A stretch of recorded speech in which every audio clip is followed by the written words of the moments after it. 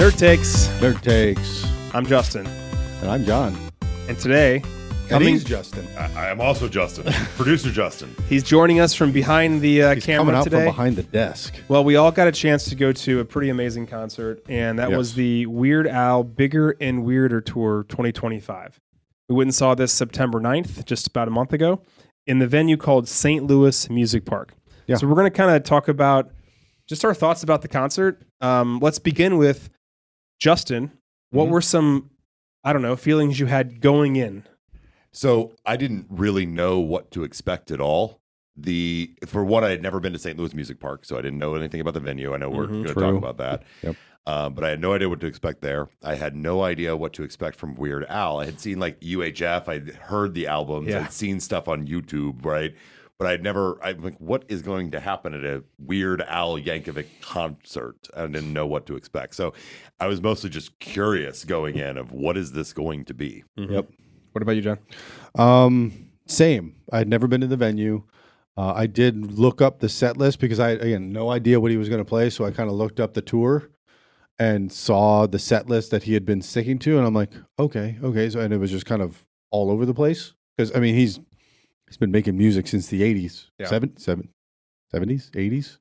Yeah. It could be the Yes. 70s. Yeah. Yes, at least the early 80s. Yes. So it was really all over the place, and same. I had no expectations. I got these tickets 10 months, 11, almost a year before the concert. Right. So like we were sitting around waiting for this one for a long time. It's like, oh yeah, we got Weird Al coming up. Don't we have that concert? And it was, oh yeah, it's And It's how in many of September. us paid you twice for it because we had forgotten whether or not you we- only did. Oh, that was just You're me. the Okay. you were the only guy that did that. I had for- refund me. I'd forgotten about it. Actually, when I saw Weird Al, I was like, oh, we're recording a Weird Al podcast on that Tuesday or whatever it was. And I'm like, what is this? And I'm like, oh, that's right. It's the concert we're it's going not- to. Yeah, we're not recording anything. Personally, my only kind of thoughts going in were how close was the show going to be to the music videos growing up? Mhm. And how much was going to be focused on comedy versus just, I mean, he's got a really good voice. He does have a really good voice. And so that was kind of walking into the venue of like, same thing. I had no preconceived notions. I did not know what to expect, but I was just kind of excited. Like, let's see what happens. So walking in, let's chat venue, because this was a pretty unique venue. Again, it's called the St. Louis Music Park. So John, why don't you start with kind of your overall thoughts and impressions of what this venue is like? So for those of you who aren't familiar, St. Louis Music Park is actually at the Centene Ice Complex where the Blues practice. They have 4 rinks. In the winter, there's an outdoor rink that's referred to as the Barn. In the summer, they turn it into this venue. So like we walk in and I'm like, oh yeah, I played ice hockey right down there. Like I could see where the locker rooms were. Like that's where the benches are supposed to be. That's where the locker room is. So And I was like, that's where I kissed the Stanley Cup in 2019, Exactly, 2020 or yeah. 2019 when they brought it here. yeah, because they brought it to the arena. So Yeah. My Andrew, the other member of our group that went, my older brother had kind of given me a little bit of information because he had seen a few shows there. He was like, oh, they've got food trucks and this. But it was like, again, no expectations. No expectations on anything. It's like, yeah, we're just going to go to this new venue, new concert, whatever, and just see how it goes. I thought it was great. Nice, wide open spaces, plenty of vendors, plenty of bathrooms. The merch line actually went relatively fast for as long as it was. Like we were waiting for it to die down and saw some people in line. It's like now all of a sudden they're way up here. It's like, oh, well, maybe we should just Grab beer and we get should in have line. just been Get in standing in line the whole time instead of just Yeah. standing around here talking. What'd you think, Justin? I was blown away by that music venue. Like it had no preconceived notion, great. no idea what to expect, but it was spacious. That was, as somebody who is kind of claustrophobic, that was huge. It was a large crowd. I mean, the whole place was, I don't know if it was sold out, but I think it was sold out. okay, it looked sold out, but I never felt condensed or anything there. It was lines moved very quickly, tons of food vendors, which was really great. We could all get whatever we wanted. Right. They had like your typical stuff, but then they also had like food trucks everywhere. Yeah, I mean, it was just, and then I was kind of not sure what to expect as far as sound went because of the nature of the venue, but I thought it sounded great too. So No, it sounded awesome. really highly recommend this place. And I think even just the ingress egress was relatively smooth. So Yeah. And unlike And it was small. other venues in the St. Louis area. Yeah. And it was small. 2,000 people, maybe. Yeah. Yeah, I think it's between 2 or 3. The only time that I was actually even like wasn't 100% enjoying the experience was when we were inside and everyone was stomping on the bleachers. And I'm sure it's perfectly fine. And if you think about the way where we were in the kind of like center of the theater. We were like halfway up, like but all the way dead center. Yeah, in the back. But our bleachers were on top of food vendors and not like food trucks. Like this is built areas, so we weren't going to fall. But it just felt like I was like, are we just going to have a massive collapse here? We didn't. Structurally fine and safe. Thought never crossed my mind. It definitely did for me. I was like, what the fuck? Getting a little terrified. I was just say that thought never crossed my mind once. I was like, yeah, this is kind of fun. Yeah, not me. I'm a baby. So you can look up the set list. You just go to setlist.com or whatever the website is. They played. There was 26 different songs, drum solos, and then that doesn't even mention the drum solo, the clips. So let's talk about our thoughts after. So you go into the movie, you go into the show. We've watched this entire concert. It was roughly 2 hours long, right? Mm-hmm. So, John, what were your thoughts of the show, the performance, and maybe even like a favorite moment or two? I thought it was great. Yeah, let's do that first. Like I thought, like from top to bottom, like it was well put together. Mm-hmm. Again, you're talking about a 60-year-old man who can't sing like he used to, but like they had the built-in interludes where they had the old interviews, like the spoof interviews with like Madonna and like whoever, like pick a celebrity, and just kind of shape them all together, and it was just a nice break.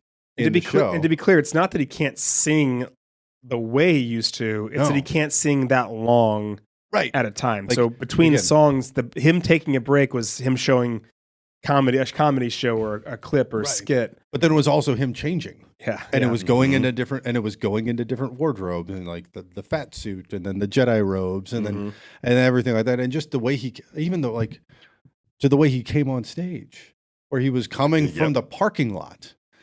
And like you had the camera following him the whole way, and it was him.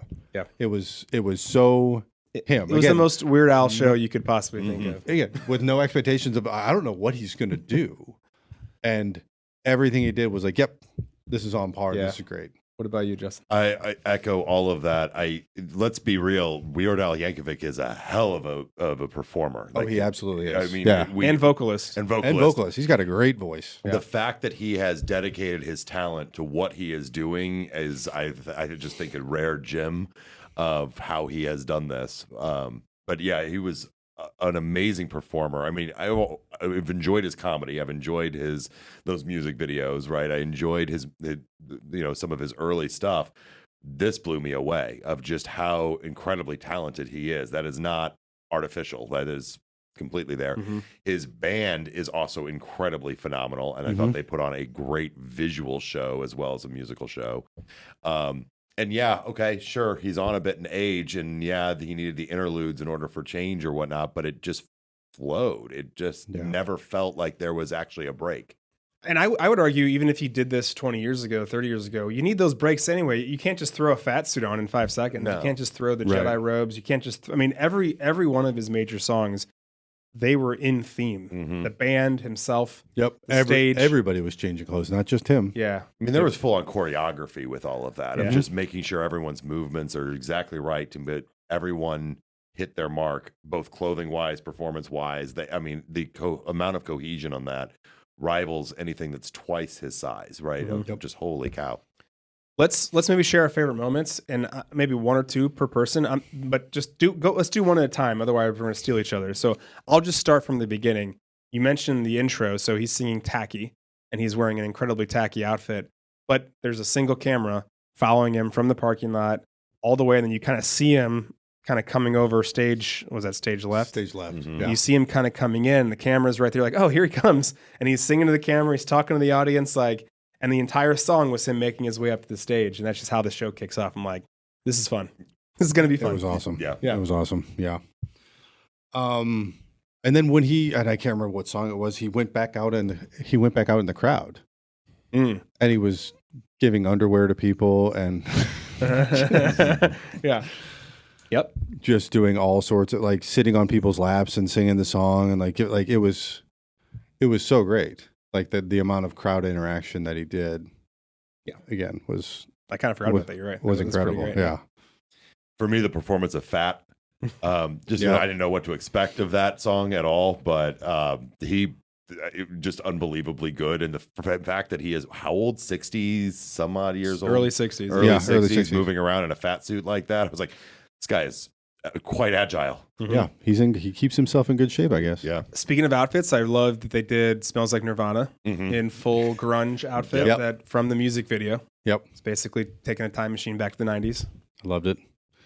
The Jedi robes. Okay, you had to say. I was hoping somebody would say that. We have to mention the Jedi robes. Yeah. And the stormtroopers and R2D2 and Well- Darth Vader. Well, the whole encore was Star Wars. The whole Yes. finale. Yeah. The whole Encore finale was unbelievable. yeah, that was good. Rating time.